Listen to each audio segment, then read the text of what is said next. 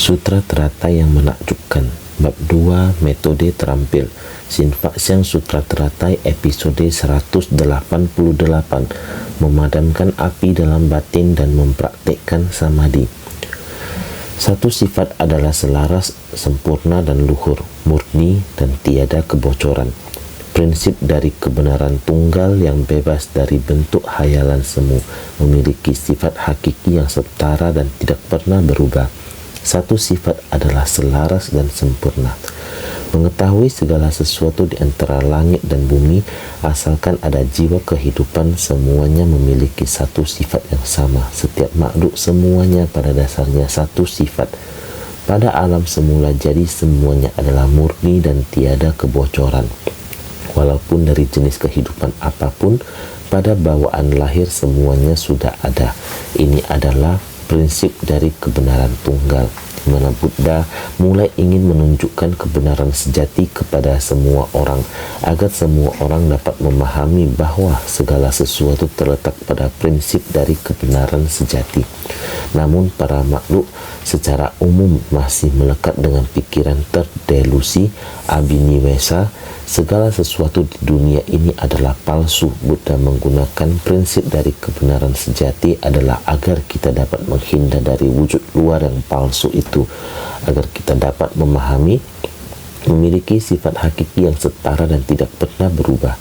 Sebagai contoh, dalam kitab Sutra Buddha ada sebuah cerita pendek. Di sebuah desa kecil yang sangat tenang, suatu hari penduduk desa merayakan festival. Jadi semua penduduk desa minum dan bersenang-senang. Ketika mereka semua mabuk dan juga sudah makan kenyang, tiba-tiba mereka menoleh ke belakang. Dari kejauhan terlihat hutan kebakaran api, tampak seperti menyebar ke arah mereka. Semua orang ketakutan melihatnya, karena jalan di depan telah dilalap api, tidak ada jalan melarikan diri. Di antara mereka, seseorang yang relatif sadar dan belum mabuk mulai berkata, "Ya, api di depan terus menyala, memutus jalan keluar kita. Namun, seharusnya Buddha Sakyamuni sepertinya ada di dekat sini. Jadi semua orang seharusnya menenangkan batin dan melafalkan nama Buddha Sakyamuni." Pada saat itu, seperti mendengar suara yang lembut dari kejauhan, laksana udara yang menyejukkan, suara yang sangat jelas. Semua orang mendengarnya dengan jelas seperti sedang memanggil. Semua orang harus memahami, api bukan hanya dapat Anda lihat di depan. Api ini sebenarnya terdapat 3 jenis api yang sejati. Yang pertama adalah api keserakahan, kedua adalah api kemarahan, ketiga adalah api kebodohan. Ketika ketiga api ini berpadu, maka akan sangat menakutkan. Setiap orang hendaknya menenangkan batin.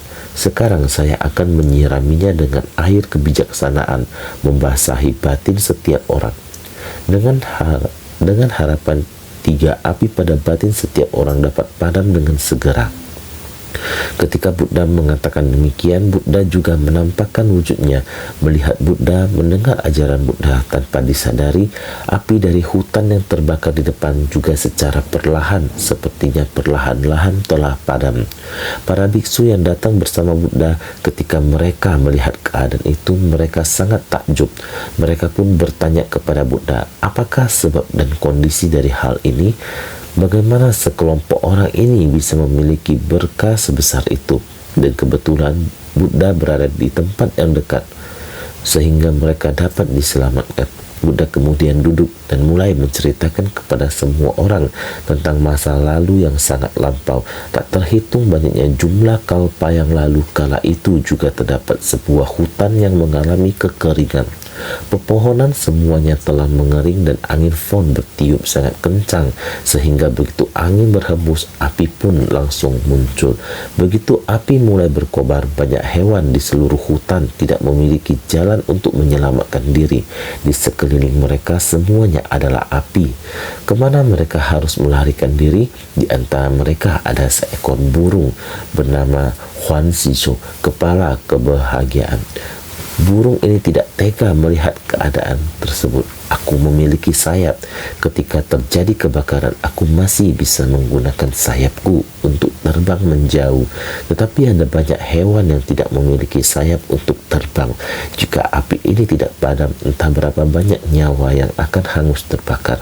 Ketika satu niat welas asli muncul, burung itu pun mengembangkan sayapnya. Ia terus terbang bolak-balik di antara gunung dan lautan.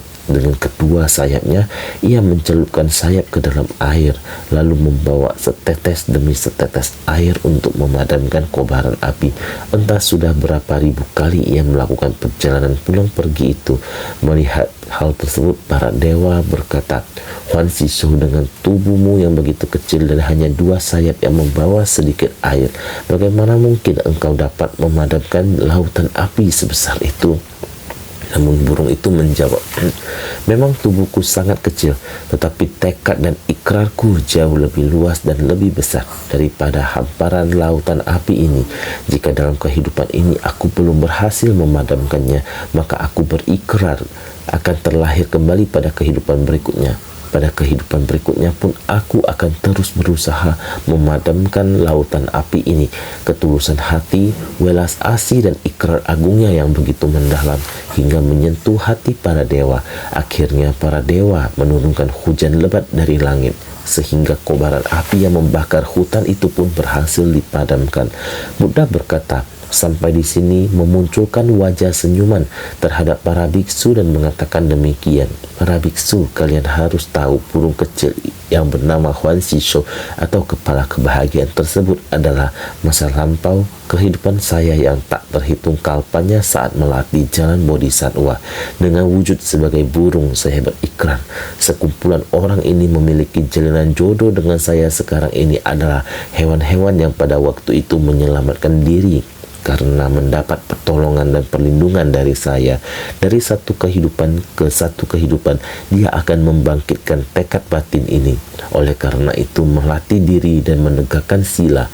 Dengan adanya jalinan jodoh, menegakkan sila ini sudah berapa kali kelahiran datang dan pergi di dunia ini. Terlahir sebagai manusia, meskipun di alam manusia tetap sama, patuh pada aturan dan tidak melewati batas kepatuhan.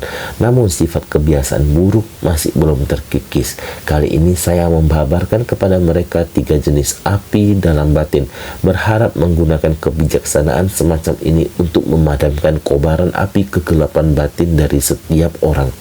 Jadi ini adalah jalinan jodoh masa lampau. Jadi ini adalah kebijaksanaan Buddha. Kita sebagai makhluk hidup pada waktu apapun selalu tenggelam dalam penampakan semu atau ilusi. Meskipun datang ke dunia, mereka masih tetap terikat pada ilusi mereka. Jadi pada saat sekarang dan periode ini, ketika tugas Buddha untuk membimbing dan menuntun orang-orang hampir berakhir, beliau tetap mengajarkan prinsip kendaraan tunggal. Ini semata-mata karena beliau ingin semua makhluk dapat melepaskan diri dari penampakan ilusi. Jadi kita harus bersungguh hati untuk memahami dharma yang diajarkan Buddha. Pada bab pendahuluan yang telah dibahas sebelumnya, di bagian akhir, Bodhisattva Manjusri berpesan kepada semua orang, jika di dalam hati kalian masih ada keraguan, saya memberitahu kalian bahwa Buddha akan segera memberi kalian penjelasan. Setelah berkata demikian, Buddha perlahan-lahan keluar dari samadhi. Pada ketika itu, Bagawan bangkit dengan tenang dari samadhi dan memberitahukan pada Sariputra, kebijaksanaan dari semua Buddha adalah sangat mendalam dan tak terhingga. Sutra Teratai Bab 2, metode terampil. Begini awal dari metode terampil ini, yaitu sifat Buddha, yaitu saat Buddha akan menjelaskan kepada semua orang untuk menjelaskan keraguan dan pertanyaan dalam batin. Oleh karena itu, semua orang telah memusatkan pikiran dan bersiap mendengarkan dengan sungguh-sungguh. Maka pada saat itu Buddha Sakyamuni yang disebut sebagai pada saat itu Buddha mulai perlahan keluar dari keadaan samadhi. Bangkit dengan tenang dari samadhi bukan berarti Buddha berdiri atau bangun secara fisik, melainkan tetap duduk di tempat itu, membuka mata, memandang dengan penuh kasih sayang, melihat semua orang dengan mata penuh kasih. Saat aku berada dalam samadhi, apakah hati setiap orang yang ingin mencari dharma sudah benar-benar terpusat dan selaras? Dengan cara demikian Buddha melihat dengan sangat tenang dan damai. Berarti mulai atau dimulainya sesuatu pandangan Buddha kemudian tertuju kepada Sariputra, lalu berkata kepada Sariputra, Sariputra, kebijaksanaan dari semua Buddha adalah sangat dalam dan tidak terbatas. Maksud dan tujuan Buddha kita perlu memahami dengan sungguh-sungguh. Mengapa setelah Buddha melihat begitu banyak orang pandangan matanya, pandangan itu berhenti tertuju kepada Sariputra, dan Buddha berkata kepada Sariputra, kebijaksanaan dari semua Buddha adalah sangat dalam dan tidak terbatas. Sebenarnya, Buddha telah memasuki samadhi pada landasan dari makna tanpa batas, Ananta Nirdesa Pratistana. Sebelum Buddha membabarkan sutra teratai terlebih dahulu, Buddha membabarkan sutra makna tanpa batas. Berikutnya beliau memasuki samadhi pada landasan dari makna tanpa batas, memancarkan cahaya dan menampakkan tanda istimewa. Cahaya bisa menyinari hingga alam yang tidak terhingga. Inilah samadhi. Buddha di tengah samadhi. Samadhi, konsentrasi benar, menyelaraskan, meluruskan, dan menstabilkan. Batin kita harus diselaraskan hingga lurus. Jalan kebodian adalah lurus. Semua orang harus memahaminya. Sebelumnya, Master pernah menjelaskan, jalan kebodian adalah jalan pencerahan. Jalan pencerahan sangat lurus. Inilah jalan menuju pencerahan sehingga disebut menyelaraskan, meluruskan, dan menstabilkan. Apa yang harus diselaraskan? Menyelaraskan batin meledak-meledak, mudah emosi. Batin kita semua orang penuh dengan api kebencian dan kemarahan. Barusan kisah kecil itu, bukankah sudah mengatakan api dari nafsu, keserakahan, kebencian adalah merupakan api kebencian dan amarah dan lain-lain. Kebodohan, api kebodohan yakni adalah kerisauan batin dari kita para makhluk. Semuanya termasuk di dalam ledakan emosi. Melatih diri berarti harus menyelaraskan batin dan melenyapkan emosi yang meledak-meledak. Lekas naik darah dan kemudian menyelaraskan lagi, melurus kebengkokan dalam batin. Sebenarnya kita semua orang berada di dunia ini yang penuh dengan bentuk hayalan semu. Kita semua telah terjerumus dalam pemikiran yang keliru.